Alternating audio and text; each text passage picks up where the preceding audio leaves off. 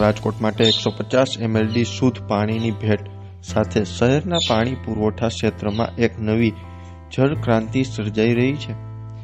ન્યારીથી લઈને કણકોટ સુધી આ મેગા પ્રોજેક્ટનો વ્યાપ ફેલાયો છે, જે સૌરાષ્ટ્રમાં પ્રથમ નંબરનો અદ્યતન વોટર પ્લાન્ટ તરીકે ઉભરી રહ્યો છે। લગભગ 142.0.8 કરોડના અંદાજિત ખર્ચે તૈયાર થતો આ વિશાળ પ્રોજેક્ટ આગામી 24 મહિનાની મુદ્દતમાં પૂર્ણ કરવાની યોજના છે। પ્રોજેક્ટ પૂર્ણ થાય બાદ રાજકોટ શહેરને શુદ્ધ, સતત અને સ્થિર પાણી સપ્લાય મળી રહે તેવા હેતુથી અદ્યતન ટેકનોલોજી અને આધુનિક સુવિધાઓનો સમાવેશ કરવામાં આવ્યો છે। 150 mld ક્ષમતાવાળા આ પ્લાન્ટમાં માધ્યમથી શહેરમાં પાણીની અછતનો પ્રશ્ન દૂર થવાના પૂરા સંકેત છે।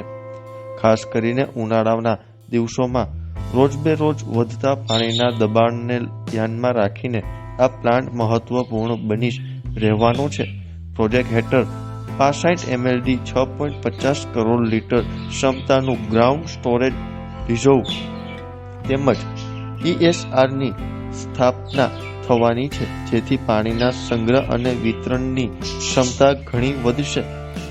પાણી પહોંચાડવાની પ્રક્રિયા વધારે સુવ્યવસ્થિત થાય અને પ્રેશર મેન્ટેન રહે તે માટે સમગ્ર નેટવર્કને વૈજ્ઞાનિક ધોરણે વિકસાવવામાં આવી રહ્યું છે। આ પ્લાન્ટની વિશેષતા એ છે કે તેમાં JLD ટેકનોલોજીનો ઉપયોગ કરવામાં આવશે। તે મુજબ પ્લાન્ટમાંથી કોઈ પણ પ્રકારનું ગંદુ પાણી બગાડ રૂપે બહાર નથી નીકળતું। ત્યારે જુઓ અમારો ખાસ અહેવાલ। રાજકોટ દિન પ્રતિદિન મોટું થતું જાય છે। રાજકોટ શહેરની પોપ્યુલેશન એટલે કે વસ્તીમાં પણ વધારો થતો જાય છે।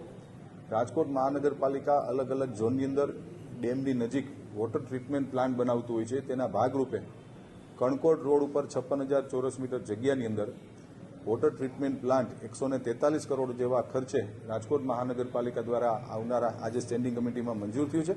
ટૂંક સમયની અંદર કામ શરૂ થશે અને 24 મહિનાના સમયગાળા દરમિયાન આ વોટર ટ્રીટમેન્ટ પ્લાન્ટ કે જે સૌરાષ્ટ્રનો સૌથી મોટામાં મોટો કહી શકાય છે, આ પ્લાન્ટ 24 મહિનાની અંદર કાર્યરત બની અને કાર્યરત કરવાની અમારી નેમ છે। એ દિશામાં અમે આગળ વધી રહ્યા છીએ।